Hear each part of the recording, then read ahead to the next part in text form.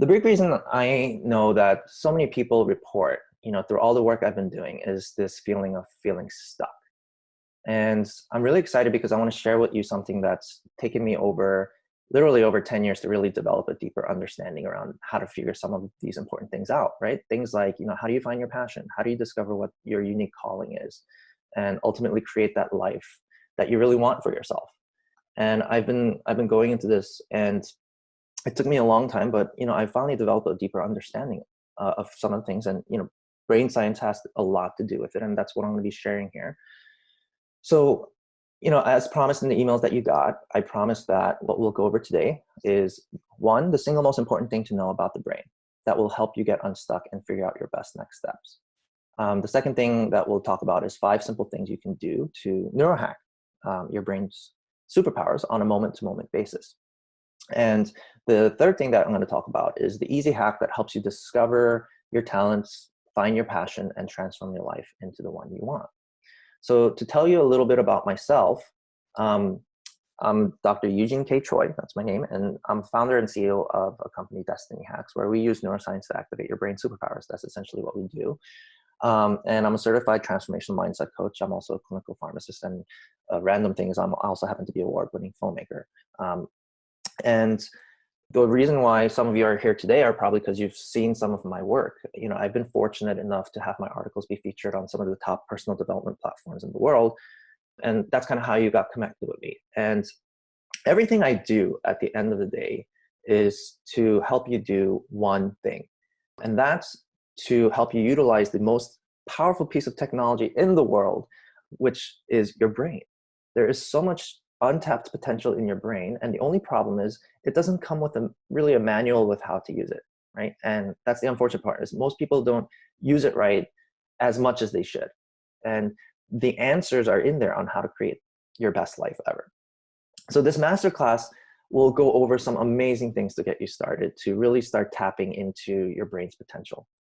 So I want to just kind of, out of curiosity, I want you to just ask yourself if this is you.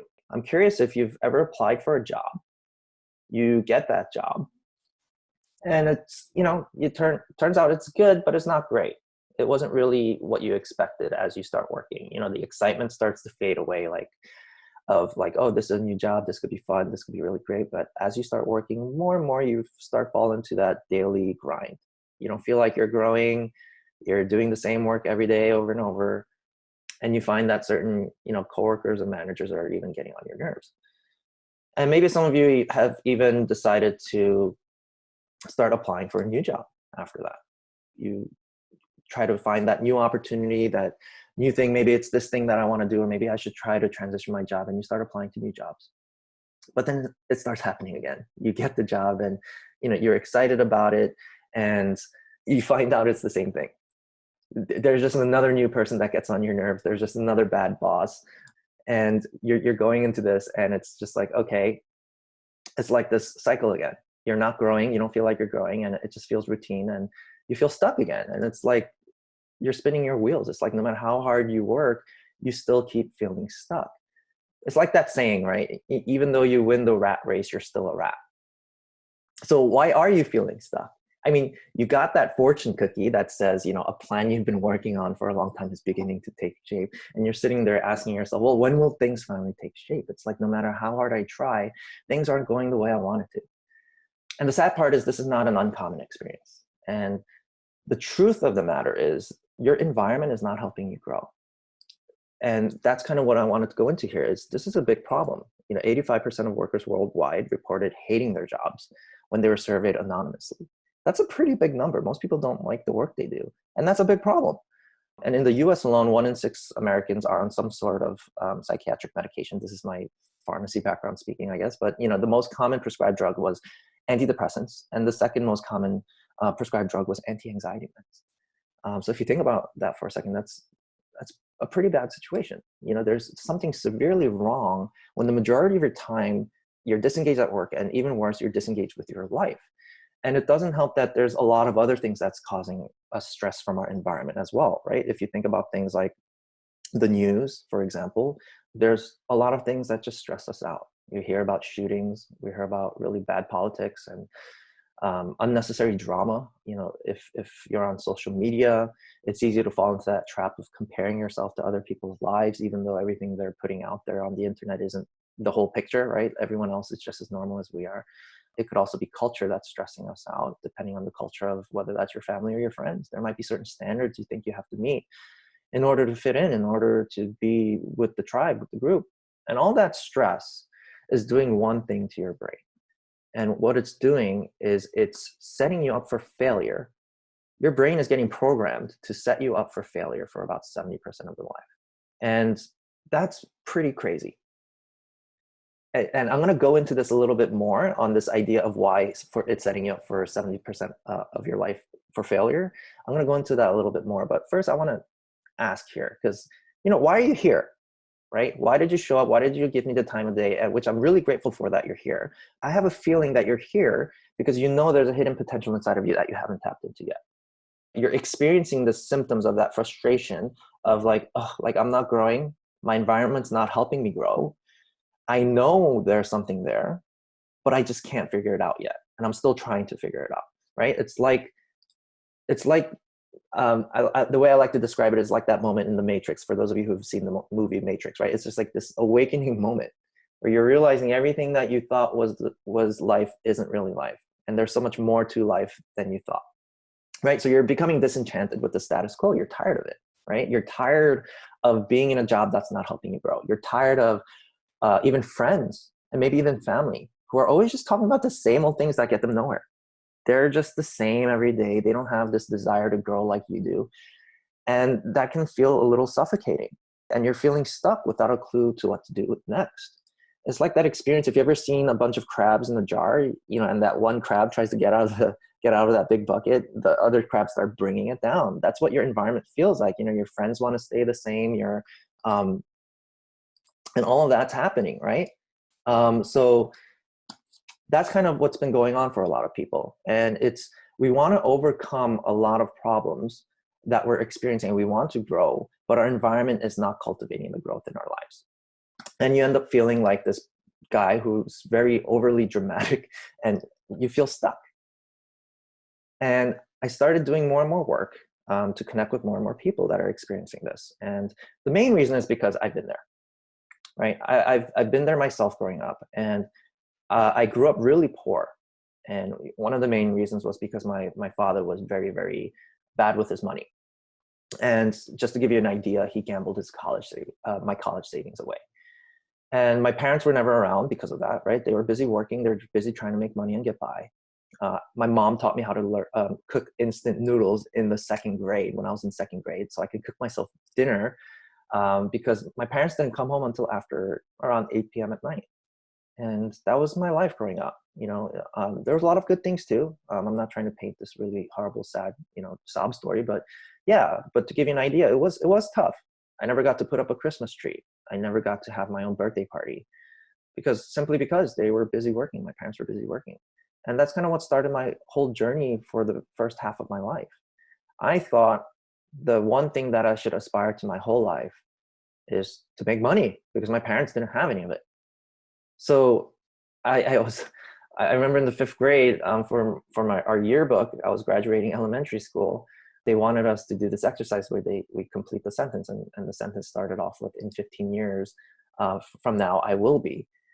Well, all my friends were putting in things like, become a basketball star or like a famous actor or whatever. Here I am writing, I'm looking for a good job because I thought that's what I needed to do because my family was struggling so much, and a good job gives you good money, and the good money will eliminate all that suffering that's happening. I managed to get into a specialized high school in New York City, which is where I'm from. And I got into the high school, and then I got into college for pharmacy school.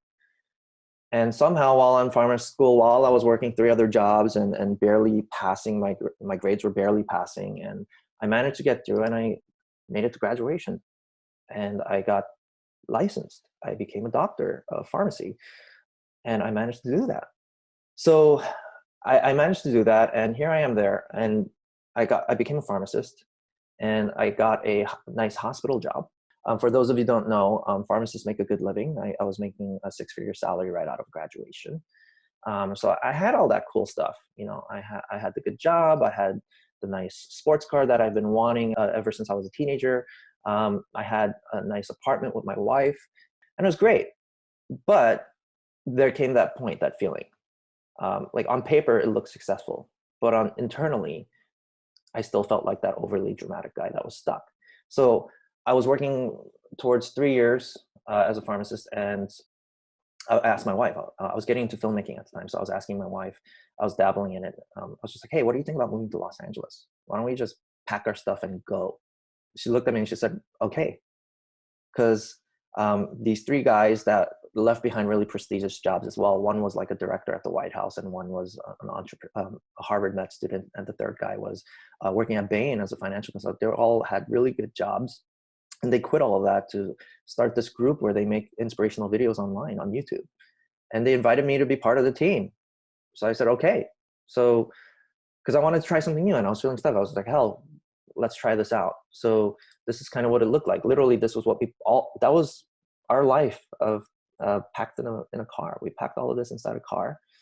I grew up in New York City. We were there for 25 years and we decided to leave it behind. We said goodbye. Me and my wife got on the car and we went on a 2-month long cross-country road trip. We had the time of our lives. It was a lot of fun. We planned out an itinerary that, we wanted to make sure that we go to the places that's along the way and all the places that we wanted to see, because we knew when else do we get an opportunity like this. So we had fun. We had a blast on this trip, and we went across the country and we joined the group. Today they're known as Jubilee. They have an audience about over 4.5 million people, I believe is the current number. But I joined them when they were just starting out. And I was part of a team. We're all very impact-driven, mission-driven. We were doing a lot of cool things, actually. So, we were working with celebrities. We were working on multiple videos that ended up on TV. Some of them went viral. The biggest project I worked on got 23 million views. I ran our first conference to meet like-minded people and help them find their own passions and make their own impact. And I was doing all of this stuff. And as I was accomplishing all of this, like, yeah, it was good. It was great. But internally, I was still feeling like that guy. It's like I couldn't figure this out. Why was I still feeling stuck? Why was it that no matter what I was doing, helping me get that clarity I wanted, get that feeling of like, I found it, I figured it out. And it was just really tough. And after a year of doing the full-time filmmaking, even though we did all of that stuff, right, accomplished all of those things, we did run out of money, actually, because everyone was just living off their savings. No one was getting paid to do this. So we ran out of money. I had to go back to pharmacy. I was in California, so I was looking for a pharmacist job. I found a contract position just to get back on our feet financially. And then as we were doing that, we found out we were pregnant. So we found out we were pregnant. I was just like, oh my gosh, I'm going to be a dad. Now I need to make more adult decisions. And I was sitting there thinking about, I was just like, oh my gosh, we don't have health insurance. We don't have anything. Like, how am I going to support my family? I'm just on a contract job. And the job I was working at the hospital in LA was offering me a permanent position with benefits, but I wasn't taking it. The reason I wasn't taking it was because it was an overnight shift and I just didn't want that lifestyle. But now I was open to it. So I took that job. I was working overnight. And my little daughter was born. She's loving my life. She turned my life upside down. It's been such a fun journey with her. But at the same time, during work, I just kept feeling like that guy who was stuck. And I was just constantly trying to figure things out, right? Like it's always on your mind. Like, what is that life that I want for myself? How can I find it? How can I do it? So I was just like, what's the next best thing here? How can I do something at work that I at least enjoy doing? And the answer for me was, management. I love leadership. So I love getting people from point A to point B. And at the hospital, that meant becoming a supervisor. So even with no experience, I just gave it a go. And I managed to get a few interviews, and then I actually landed a job. I ended up becoming a supervisor for all of LA County. We have 6 hospitals. We have over 200 clinics, and they gave me a position even though I had no experience. So I got that job. It was a really sweet job, and it was very well paying. I was not too shy of making $200,000 a year at this job. And obviously with 1 kid, 2 kids came, right? So I ended up with 2 kids at that time when I was a supervisor. And, on paper, it looked like this is what we aim for, right? It's the American dream. You start a family, you get the good, stable job with the good benefits and the good pay. And I had all that. But there came that moment for me where I was looking at my kids and I was just like, you know what? based on the lifestyle living now on outside, even though everything looks great and the inside, it's not that great. And if I continue living the way I am, I'm going to pass that on to my own children to tell them this is how you should live life. You should just go study, try to get into school so that you can get a job that pays good benefits and hopefully do what you want to do when you retire, or just, look forward to the 2 weeks of vacation. You get a week and do what you want during the 2 weeks, and you spend the rest of the year just in that environment that you feel like is not helping you grow. And I couldn't accept that anymore. And I knew I had to take this even more seriously. I had to do something that really helps me come alive. Based on the talents and skills I have, I want to bring all of that to the table to really be helping other people as well. So that's how Destiny Hacks was born. That's how I created this business. And I was just like, you know what? I don't know how I'm going to do it. I had no business experience. I was just like, I don't know how I'm going to do this, but I'm going to do it. So I was toying with ideas. I launched this business, and then I got really serious. I was like, hey, I have this good job. So now I have some money that I can invest into for support. I decided to hire a business coach. It was pretty expensive, but I hired a business coach, and he looked at my business, which there wasn't much to look at. And he looked at my business and said, it's like, hey, you're just starting off. You need to build some credibility. You need to get people to know you here. And so he gave me some advice. He's like, you have some writing that you're doing, but no one's seeing your writing. So rather than writing all that stuff on your website where there's no traffic to begin with, no one's seeing your stuff, why don't you start putting your material on other people's platforms where there's already people looking at that? So that's what I did. I started, pitching my articles to these personal development platforms that had millions and millions of readers, and they all said yes. They started putting my work there, and that's probably how you found some of my work here. And it was pretty cool. I was getting a lot of attention. People from all over the world were reaching out to me, telling me how helpful reading my article was. And what was even cooler was, influencers started sharing my work. I took the screenshot because I was so excited. Guy Kawasaki shared my article on his Twitter account. And I realized, okay, so I'm on the right track here. I'm putting some material out there. It's valuable for people. People are finding it helpful and all that good stuff. And I still wasn't clear on what it was helping people with. So I wanted to get really, really clear. So I decided to launch an event. I launched a 3-day retreat, and I was just sharing it with people in my network, saying, hey, I'm doing this thing that can help you get more clarity around what your passion and what your life purpose is. And there's a methodology to do this. And I'm using all my skills to help you do that. And it happened. People said yes. I charged for it. So people paid to come to this event. People flew in from all over the country to come and do this with me. And I was shocked. I was super nervous because I had no idea what I was doing. I didn't know what the results would be, but it turned out great. It turned out so great that I got to do it a second time. I did it a second time that year after launching my business, and people still came from all over the country to come and kind of check out what it was that I had to offer. My main point here is that I remember that day when I was working, and I was just thinking like, hey, a year from now, when I was working as a pharmacy supervisor, it's just like, hey, a year from now, I want to be able to create the lifestyle I want.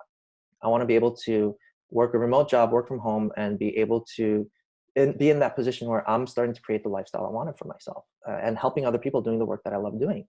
So lo and behold, that happened. The business coach that I hired decided to offer me a position a year from that date, when I remember sitting there making that decision. So 6 years later, I transitioned into the remote lifestyle I wanted, doing the work I love as a transformation mindset coach. I helped over 40 entrepreneurs grow their businesses. I got trained to do all this.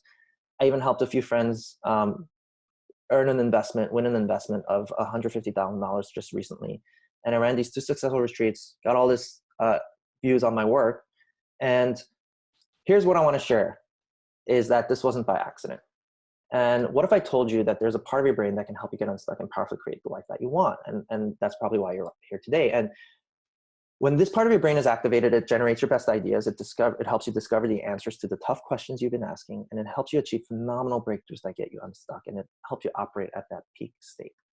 But here's the bad news, is that part of your brain is turned off for about 70% of your life. This is what I was talking about earlier, saying that your brain is literally programming itself to fail for about 70% of your life, because that part of your brain that gives you the answers, that gives you the activation for your potential, is just turned off for 70% of your life. How many of you ever had experience having that great motivational speech? You get all pumped up, you go home, and then you go back to your old ways and nothing changes, right? You don't make the changes, right? How many of you heard all the good advice plenty of times to the point where you know exactly what you should do, but something is preventing you from doing it?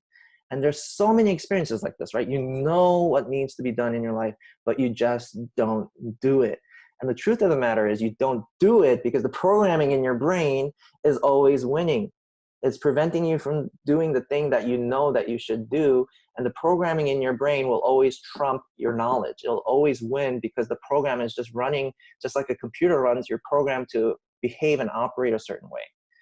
And just to add more context here, by the time you're 35 years old, 95% of your brain runs on subconscious programming. This includes things like your behaviors, your beliefs about life, your thoughts. We think 70,000 thoughts a day, and 90 to 95% of those thoughts are the same things every day. So if we have the same thoughts every day, no wonder we're not creating new thoughts and creating new ideas and creating new possibilities for our life.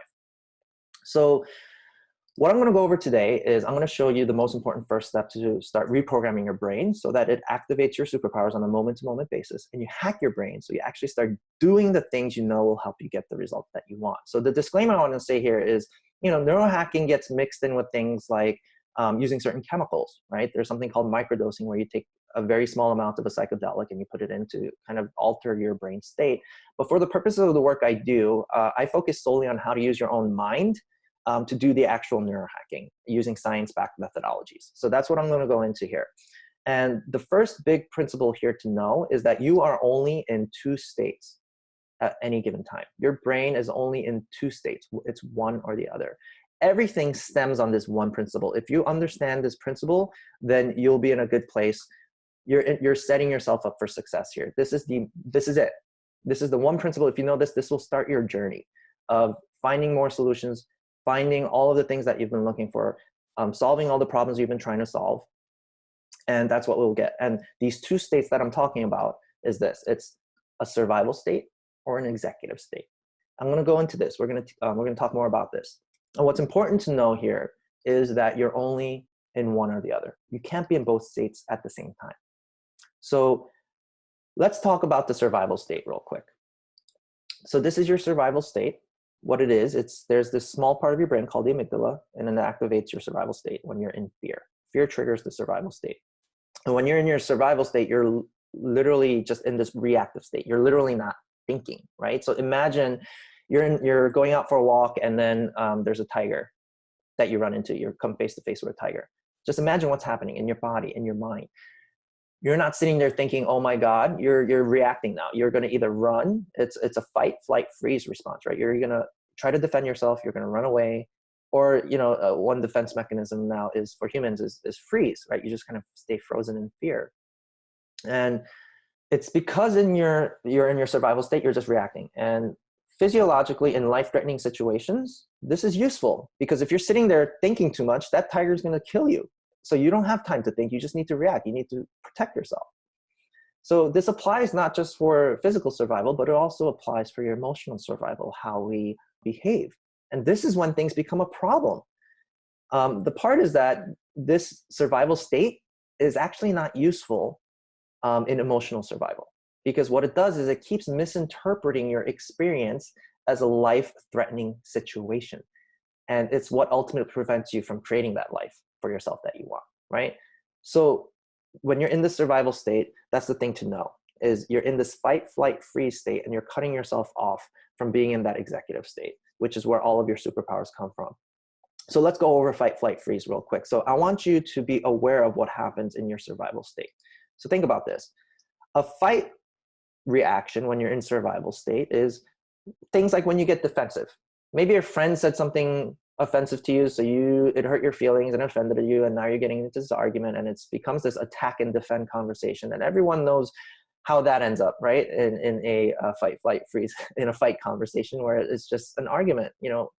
I've been in this plenty of times with my own wife where we get into an argument and it's not productive, and you're in that survival state. Or flight. What about flight? Flight looks like when you're avoiding the problem. Maybe it's avoiding a certain person you're in conflict with. It's also when you're procrastinating on a task that you know you need to get it done, but you're procrastinating because ultimately the real reason is you don't feel ready to accomplish the task. So you hold it off, and it's stressful. It's causing you overwhelm. The third thing is freeze. And what freeze looks like is when you're numbing yourself. This usually comes in the form of distractions. It's being dependent on something to take your attention away from the real issue at hand. So how do we numb? We all numb. Some people like to binge watch Netflix. Some people like to eat a tub of ice cream, alcohol, sex, drugs. The list goes on, and everyone has their own preference on how they numb themselves. So the key thing to know here is take a look at the survival state reactions. You know what this is? It's a selfish state. It's a self-protective, selfish state to protect yourself from whatever it is, that thing that you think is threatening you. So that's the key thing to know here. The only reason you've ever been feeling stuck, it's because you're in a survival state. You're just reacting to your circumstances, where you, even though it feels like you're consciously doing it, most of the time you're reactively doing it. You're letting your survival state just trigger you to react to certain things. And you just keep doing things without thinking, and you cut yourself off from all the solutions, all the ideas, and all the clarity you can get from being in an executive state. Can you see how this plays out for you guys, right? So think about moments that might trigger your survival state. Maybe some of you are thinking about building a new business, but you don't know if it'll succeed. Maybe some of you are thinking the first steps to making a transition in your career, or maybe giving a public speech about something that's important to you, or writing a public blog post for the first time about what's been on your heart, or, you know, the thought of how people will think of you if you decide to finally start changing. And if you don't feel safe, right, you get triggered into entering that survival state. Because think about these examples. All of these examples are probably things that make you feel vulnerable. And when you feel vulnerable, you're worried if there's any threats out there that might hurt you. You don't know, so that's why it's scary. So think to yourself right now, what other types of vulnerable moments are you noticing that trigger your survival state?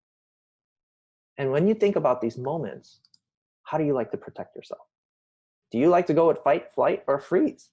If you've got anger issues, you like to go with fight. You get very defensive and you get angry, and that's your method of surviving emotionally, right? If you've got procrastination issues, you like to go with flight, right? You avoid the problems. The things you know that should be addressed don't get addressed. Maybe if you drink too much when you're stressed, that's freeze. You like to numb yourself so that you don't have to address the stress that's going on at work, the unhappiness that's lingering there, depression that's lingering there. And this is where I realized myself. You know, I did everything I thought I needed to do that would make me successful. But I was successful on paper, but I actually didn't feel successful, right? Because I was always operating out of a survival state. I was always operating in a way because I was afraid my life had no meaning. I was afraid, you know, I wasn't loved, or whatever that was, that fear that was sitting inside. It just kept triggering my survival state to just react, right? Oh, maybe it's this new job that will make me feel better. Oh, maybe it's this new opportunity that will make me feel better. And I was just not thinking, I was just reacting to try to make this fear that was inside go away. So remember, when you operate out of that survival state, no matter what you accomplish, you will never get closer to where you want to be. Because you're busy just reacting to life rather than proactively creating your life, it's impossible to see what your best next steps are. Can you guys see that? So let's take a look, right? And ask yourself, have you been in a self-protective state for most of your life? And experts say yes. This goes back to the example that I keep going back to. Experts say that for about 70% of your life, you're triggered by the stress response, right? We watch the news, you see shootings, you look at crappy politics, and you know, you compare yourself on social media. The list goes on and on and on and on, right? Work is triggering you. You have family that's triggering you, getting on your nerves. And we're just stressed out all the time. And stress triggers your survival state.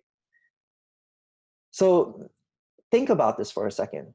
If we're in this state for about 70% of our lives, what we're cutting ourselves off from. We're cutting ourselves off from that executive state that has your superpowers, like we mentioned. So let's talk about that now. So what is that executive state that I keep mentioning?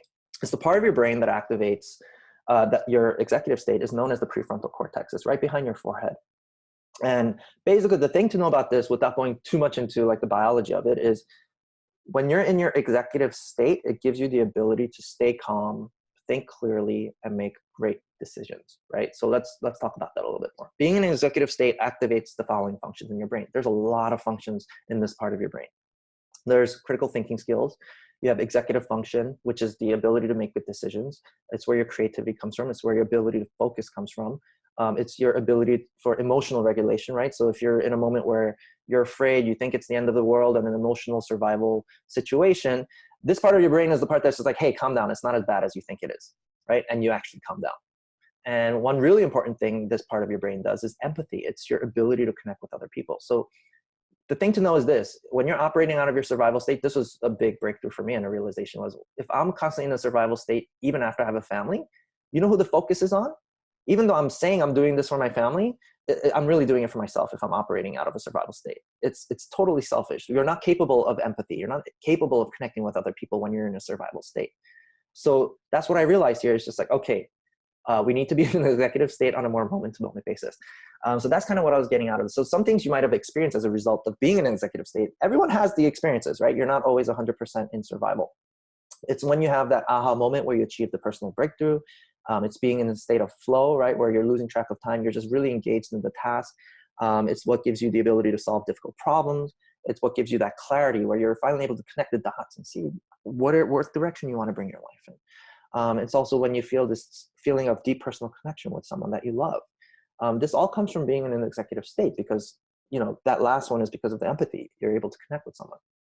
So can you guys see how everything that you've ever wanted to create is only possible once you get better at staying in an executive state, especially on a more moment-to-moment basis? This is the dance our brain goes through. You're dancing between executive state and survival state. And for majority of people, it's the survival state that's winning, for the reasons that we mentioned, because of our environment. And the thing is, people have actually known this all along. And what's exciting is we now have the science to prove it and make it easier to actually implement this in your own life.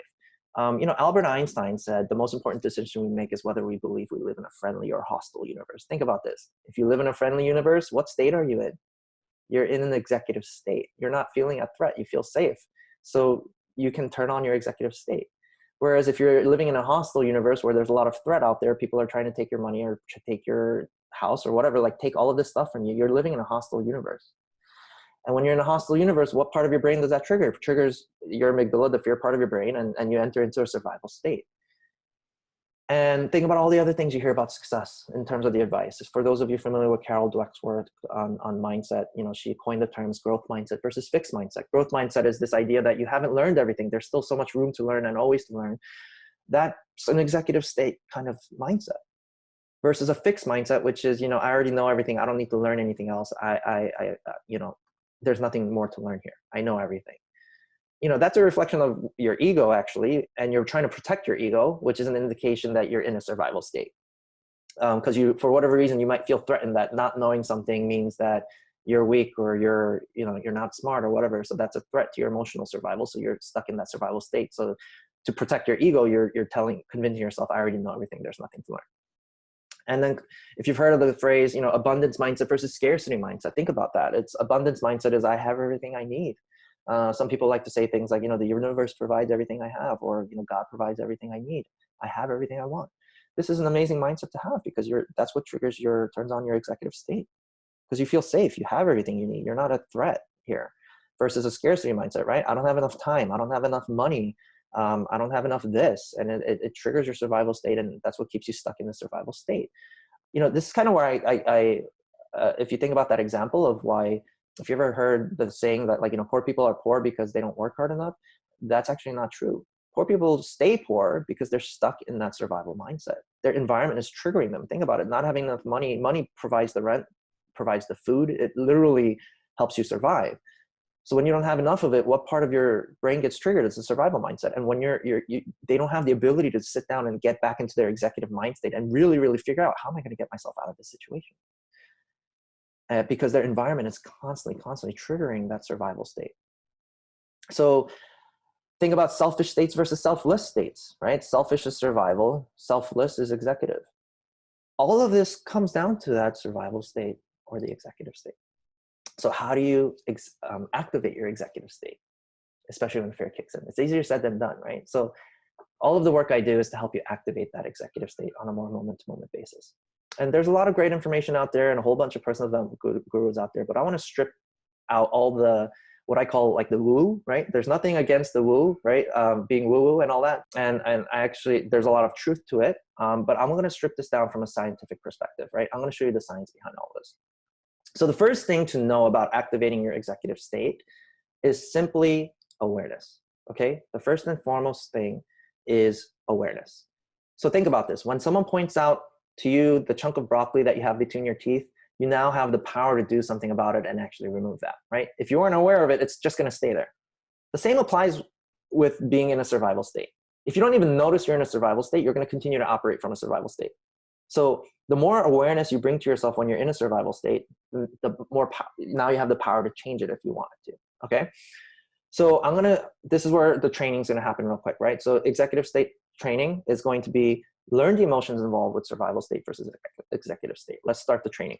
So basically, I'm going to list out all the emotions here, right? Survival state are basically emotions that don't make you feel good. Stress, anxiety, overwhelm, anger, impatience. The list goes on. And that all triggers your survival state, these emotions. And then there's your executive state. Executive state are emotions that feel good. Hope, joy, gratitude, compassion, calm, curiosity, courage. And the thing to know here with that is, in order to activate that executive state, is one, to be familiar with the emotions to show you and indicate to you, point you what state you're in.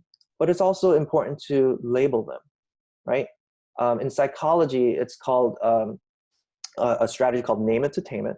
And it comes from, one of the evidence that is really fascinating is they did this research once with a group of people. They had brain scans tied to their heads, and they showed them pictures of people's faces with different emotions, things like fear, anxiety, anger. And when they showed these photos, immediately the fear part of their brain, the amygdala, just lit up. There was a lot of activity happening there, right? So now, which is going to trigger their survival state. They're seeing that. And then as soon as they said, name this emotion you see on this picture. So they said, that's anger, that's fear, that's worry. As soon as they named it, what was fascinating was that part of the brain, the fear part of the brain, just calmed down. And this is why. To label an emotion, it actually requires you to think. And remember, when you're in a survival state, you are not thinking, you're just reacting. So just naming it, just taking a moment to pay attention and name it, it activates your executive state. So that's number one, is just get into the habit of knowing the emotions of each state and just start naming them. Make this a game for yourself, right? I'm feeling anxious. Okay, then I know I'm probably in a survival state right now. And just bring attention to it. You don't need to go crazy with trying to shift something or change something. It just starts with noticing. That's the first step. The second step is learn the physical sensations associated with each state, okay? So for those of you, I don't know if you remember during biology class or some sort of science class, we have our nervous system, and there's two states in the nervous system.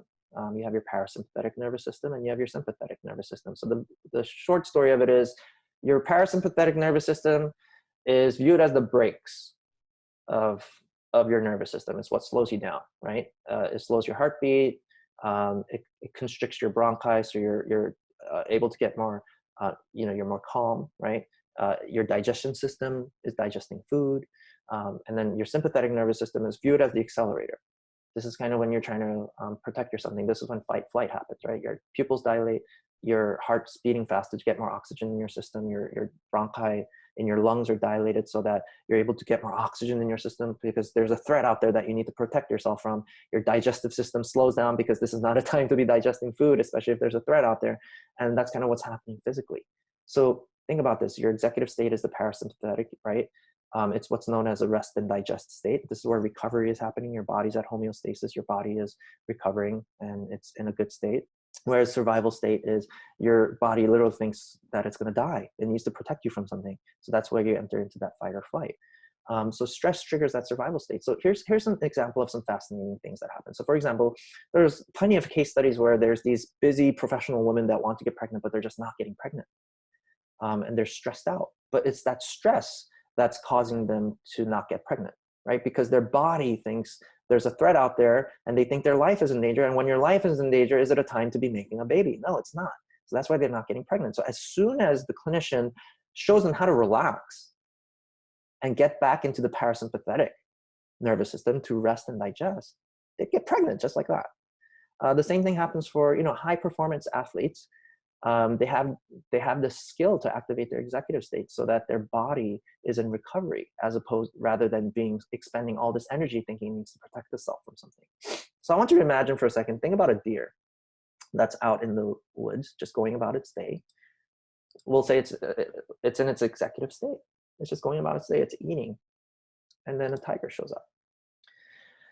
And what happens in the deer? It's survival state mode, right? It needs to fight, flight, freeze. So in this case, I don't think it can fight with the tiger. So it's going to run. It's going to run the hell away. It's going to run for its life, and it's running, running, running, running, and it manages to escape. What does the deer do when it escapes? There's no longer a threat. Tiger couldn't catch it, and the tiger's gone. What does it do? It goes back to its resting state. Just starts going about its day. It eats its food, and think about how humans would have behaved in the same situation. You can see how humans, they do things like they keep thinking about it over and over and over again, like, oh my God, I almost died. And they're just going on about it. They're thinking about it every day. They're still shook from the experience. And it's that thinking that keeps them in the survival state. How many of you ever heard that, that advice? You should just relax. You should recharge. Go take a vacation. But how many of you ever experienced, even on vacation, it's hard for you to relax? Your mind keeps just running a million miles a minute. But that's actually an indicator that you're in a survival state. Can you see how your thoughts alone control what state you're in? So if we know, based on what we've been talking about earlier, that we're triggered by the stress response for 70% of our lives, right? We're programmed for failure for 70% of our lives just because we're in survival state. And the thing to know here is, think about the deer. What does survival state do we see from survival state? It's meant for emergency situations when your life is actually in danger. But for us humans, we keep that state for a majority of our lives when we actually don't need to. So why is it important to be paying attention to what's happening in your body? It helps you be aware of what state you're in. It's as simple as that. So we need to be in a more calm state to be able to activate the executive state. That will give you those answers to find your calling, find your passion, find out what your best next steps are in life, figure out the clarity and all that good stuff. So here's one really quick thing you can do to activate that parasympathetic nervous system that helps you enter into the executive state. Is just breathe. Doing breathing exercises. Deep breaths actually activate the neurons, the nerve cells in your diaphragm, in your lungs, that turn on the parasympathetic nervous system. So you go back into rest and digest mode and you stay in that executive state. This is a great start. It's a simple deep breath. You take 4 to 5 seconds breathing in and hold it for 4 to 5 seconds and then breathe out for 4 to 5 seconds. That turns on your executive state. And this is a great start. And for those of you who don't meditate, you definitely want to start meditating, because meditation also helps you relax and enter into the executive state. So there's a lot of great apps out there, things like Headspace and Calm, even if it's 5 minutes a day. Just going back and getting yourself out of survival state will turn on the executive state. Remember, you're in one or the other. So I'm conscious of time, so I'm gonna go through this a little faster. So step number 3 is get better at paying attention to nonverbal expressions to identify what state they're in. Just by paying attention to what a person looks like, you can tell what state they're in. Make a game out of this so that you become more familiar with other people as well as yourself. Look at these pictures for a second and think to yourself, what state is each person in, right? The top left picture is, she's under the covers. That's kind of like a protective body language. Eyes are wide. It looks like she's in fear. She's in a survival state. Top middle, happy. The world is great. Life is working for me. Maybe he just got a promotion that he wants. Everything's great. He's in that executive state, right? Survival state on the top right. Maybe something sad happened here for her. So she enters into that survival state. Bottom left, that looks like some telemarketer trying to get that guy's attention. So he's going to react in anger. That's a fight reaction, right? Out of the fight, flight, freeze. So he's in the survival state. Bottom middle, oh, how great life can be when you're a child, when you have no worries in the world. That child is probably in its executive state, right? There's the world is beautiful, the world is great. And the bottom right, an older child where they learn the ropes a little bit, they enter into that survival state, right? His eyes are scrunched up. That body language says like, hey, it's a self-protective kind of state. Like, what are you trying to get from me here? So just continue paying attention to that, right? If you get cut off on the road, what state do you get, right? You get into a fight reaction if you have road rage, right? Or anger is a survival state. So things like that. Start paying attention to body language and your physical state and just make a game of it. It's like, oh, that person's in a survival state right now when people are talking to you, or that person's in an executive state. Just make a game out of it for yourself. Bring more awareness to it. Step number 4 is to pay attention to the way people speak. This also indicates what state that you're in, okay? So for those of you in relationships, for example, I've heard these phrases plenty of times, sentences that start with these phrases. Think about this. Did you do this? Think about the tone. Or why didn't you? Words that start with Y will tend to trigger your survival brain, your survival state. Or when things are absolute, you always or you never, right? That kind of conversation always leads to a defensive fight, right? It feels like it's a blow on your ego, so you enter into this fight kind of reaction. It's all survival state, right? Or you avoid them, you don't talk to them, or you give them the cold shoulder, you numb yourself. So the thing to know is, is there curiosity or is there concern in the conversation? Curiosity is an indication that, like, hey, I'm curious on how to figure this out. I'm here with you to work through it with you. That's an executive state. Or is there concern, right? Like the examples we went, like, why do you always do this? Why do you never do that? That's already going to be in a survival state kind of conversation. So you want to practice all of these steps every day. That's basically step number 5, is you practice all of these steps every day, right? And that's it. Well, not really, because we talked earlier, 95% of your brain works on subconscious programming. So if your subconscious programming is always winning, even though you know these things, you might already be programmed right now to just not do them, right? So that's what I want to talk to a little bit, because that's a warning I want to put here, right? It's that you won't implement any of this unless you're missing this one thing. And that's what I want to go into. We talked about the harsh reality of your environment, right? Things that are constantly triggering your survival state. And I want to share a quick story that's really phenomenal, is that this is Death Valley, a picture of Death Valley. And it's an area in California. It's one of the most hottest and driest areas in all of North America. It's called Death Valley because nothing grows on Death Valley. In 2005, something amazing happened though. It actually received over 6.5 inches of rain. And something really amazing happened. Things started growing on Death Valley. And after a few weeks, it was growing so much to the point you could not see the floor anymore. It was covered in fields and fields of flowers. And what's beautiful about this is that what that proves to us is that Death Valley wasn't dead. It was just dormant. The potential was there. It just needed a change in the environment to help this grow. Just think about your own environment. Your environment matters. Is your environment keeping you dry in that arid kind of thing where your potential is not coming out? Or do you have something in your environment that is watering you? It's giving you that rain to help you grow and flourish. Behavioral science shows that there's a lot of evidence that your behaviors are heavily influenced by your environment. So this is where it's good to think about this for a second. Like, if you really want to produce results, if you really want to take action, think about your environment. And one study, for example, they studied a person who was sitting at a table. There was a bowl of chocolate 1 foot away from the individual. And they studied how likely are they to eat that bowl of chocolates versus the other group that had the same bowl of chocolates 8 feet away from them from the table, where that would mean that they would have to get up, walk over and get it. So, the answer is pretty self-explanatory. The group with the 1 foot away with the bowl of chocolates was much more likely to eat it.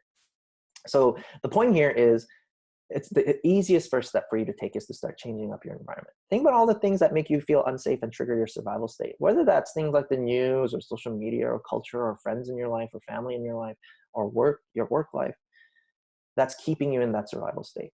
And ask yourself here, what would having more of the right environment in your life look like for you? Imagine what it's like getting to know more people who know how to support you in a way where it provides the space for your best growth. Because here's the thing, is when you're in a survival state, we're so busy looking for the answers outside of us, right? You're protecting yourself from a threat that's outside of you, right? If you're in the middle of the woods in the dark and you hear a growl outside of you, your survival state is paying attention to everything outside of you. But what's happening is you're not paying attention to inside of you. And the reality and the truth is, all the answers you need for your life, for your next steps, are inside of you. But because you're in a survival state, you're not even paying attention to what's inside of you. You're paying attention to what's outside of you. That's why you think the new job is going to be the new thing. Or you're trying to come up with ideas on, maybe I should do this. What should I do with my life? Maybe I should choose this choice. Maybe I should do that. While all the while, we're not paying attention to what's inside. When your life is in danger, or your brain thinks your life is in danger, you continue to just pay attention to the things outside. It could be a new job or a new house or a new location. Nothing ever satisfies you because the answers were never outside to begin with. All those answers are inside, but the thing is, the truth is, it's not so easy to find those answers inside of you, is it? Because if it was easy, you would have done it by now. So this is why you need someone other than yourself that knows how to help you bring you those answers out, right? Bring those answers out, because it's hard to see your own blind spots sometimes. And it's not that you don't try things. I know you guys have tried things, whether it's read more, meditate more, and try new things out. And one of the most effective ways to create the right environment for yourself is to get the right support. So today I want to give you an opportunity, and it's for free. It's totally free, no strings attached. It's a free coaching session. that helps you identify what your best next steps are. And before I tell you more about it, I want to tell you why I'm even doing this. And it's because of this man. His name is Viktor Frankl. I don't know him, but I know his work. You've heard me share earlier, I grew up in the hardship and I had my fair share of suffering. And the work of this man turned my life upside down. It helped me deeply connect with my own life purpose as well, to find that inner fulfillment, to find, that thing for me that I wanted, the clarity on what my life purpose is, what my passion is. So he was an Austrian psychologist who was sent to the concentration camps during the Holocaust. And when he arrived at the camps, he was separated from his family. His mother, his father, his brother, and his pregnant wife were all killed in the concentration camps. And despite all of this happening, he was doing something really amazing for the other Jews in the camps. He was able to convince the Jews that were contemplating suicide not to kill themselves. And he did this by helping each one of them find their own unique purpose in their life that brought meaning to their lives. And the conversation went something like this, just to give an example. This is totally ad-libbing. It's probably not the exact words at all, but just to give you an idea to illustrate, right? He would say something like, probably said something like, hey, if you try to kill yourself, you're missing out on a bigger opportunity here. And the Jew would probably reactively say, what the hell are you talking about? Do you see where we are? What do you mean a bigger opportunity that I'm missing out on? And he would kind of stay curious and be like, well, if you kill yourself instead of letting the Nazis kill you, you're missing out on a bigger opportunity to show the world how evil these people really are. So whether that's showing the world how evil these people really are, so that could save your family, that could save yourself, what is that bigger purpose in their life, right? They helped them bring meaning into their own lives, and finally they saw this purpose for their life. And that gave, as a result, thousands and thousands of Jews the will to live. People would even thank him for this, giving them the strength to go on. So he helped people discover the unique purpose in their own lives that made them no longer want to die for nothing. So they fought to live despite unimaginable circumstances. So why was this so transformative for me? It helped me realize one big truth. Finding your purpose in life gives you the power to achieve impossible things. These Jews were in an impossible situation, yet they got through it. So the CDC reported that more than half of Americans reported feeling a lack of purpose in life beyond their jobs and family obligations. And I feel like that lack of purpose is what's keeping people in that habitual and reactive survival state. Think about it. Since a young age, we crave purpose in our lives. My 4-year-old and my 2-year-old's always asking why now, right? Why has nothing to do with your survival. Think about this. Why are we asking the question why at a young age? Why has to do with purpose and meaning? Ever since we're little kids, we want purpose and meaning in our lives. This is why it's so important. And it's the very thing that helps you achieve impossible things in your life. And it's the thing that helps you operate in an executive state, enables you to find the crystal clear clarity around your own purpose. It helps you bring your life deep meaning. It helps you get over your fears. It helps you figure out how to create that life you wanted. And it ultimately helps you create a world, a better world and a better future. Not just for yourself, but for everyone around you. And it simply has to go beyond your own selfishness, your self-protective survival state. And I'm sorry, but if your job, your job and your family is serving your selfishness and your purpose is not bigger than just that, you're going to be constantly in a survival state. And that's what Frankl taught me. And it's what brought my life a deep sense of purpose and meaning. And for me, that's to start creating safe spaces for people. A safe space will activate your executive state. If you feel safe, you don't feel threatened. And it's the only way to activate your executive state. And so that you're in the right mindset, so that you can figure out how to get to where you want to go. I wasted so much time in survival. I was being so selfish, protecting myself all these years from the things that I was afraid of, instead of boldly pursuing the things that I know would fulfill me and make an impact on other people. So that's why figuring out how to activate your brain's potential is important to you, so you can powerfully start creating the life you want for yourself. I really want to help you. I genuinely want to help you, point you in the right direction. So how can we help you achieve your own impossible? The way we can do that is I'll offer a free coaching session. This is what we do on the call. We spend about 30 minutes doing a deep dive assessment to take a look at what's going on for you right now and see where you want to go and identify the real gap, right? Like, what's the real reason here, whether that's your subconscious programming or it's a limiting belief that's preventing you from getting there. And it's, most of the time, it will be a limiting belief that's causing faulty programming in your brain. And once we identify the block, we're going to see what's going on for you. And if we decide that I can help you unblock it, I'll definitely show you how. And if for whatever reason I can't show you, I'm going to let you know what serves you best and steer you wherever is going to help you unblock the block and get you where you need to go. So that way you get massive value and massive clarity around your next steps. So this is the exact model I actually run in all of my coaching clients with my paid clients, and you get this call for free. I'm going to give you an example of the results this has provided. So this was very recent. I wanted to share this story because I was in disbelief of the results. I have these two guys, Josh and Janine. I'm fortunate to call them friends now. Here's what some of the methodology did when I brought them to this coaching session, right? They were overwhelmed with the mental and physical exhaustion. They were telling me when I was asking about their experience. They were trying to run their business, and they just started literally last year, like 2019. They created this little comic book character called Tubby Nugget, and these are not comic book artists. This was just something they started for fun, and it just started turning into something. And they were frustrated. They're trying to learn how to make money off of this and all that, and they had trouble communicating their own needs while also juggling the day-to-day work that went into running a business together.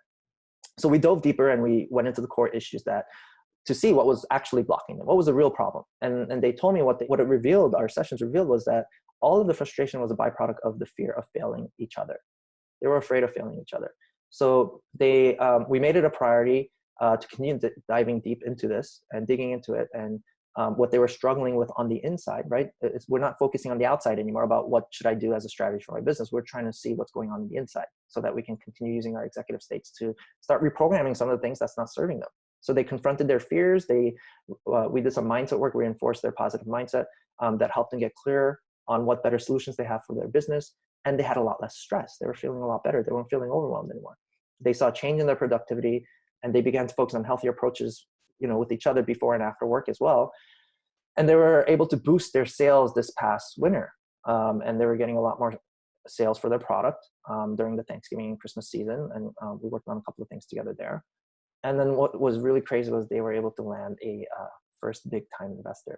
Within the span of 3 weeks, we worked together and they made $150,000. They got someone to invest $150,000 for this business that they just started less than 12 months ago. So my point is this, is that when your mindset is not in the way, you achieve impossible things. Because I knew these guys before. These were people who were like eating instant noodles they were filmmakers and they were not making a lot of money. And to go from point A to point B to now having a 6-figure investment, I'm still blown away by it. And that's why I just had to share this story, because this was literally like 2 weeks ago in December. So who is this for, this free coaching call for? And this is very important, because who this coaching call is for is I want to connect with people where this is important for you enough that you really want to figure this out, where it's not a get rich quick kind of thinking, right? Where it's just like a silver bullet thing where I just give you a formula and all of a sudden life gets great, because that's never how it works.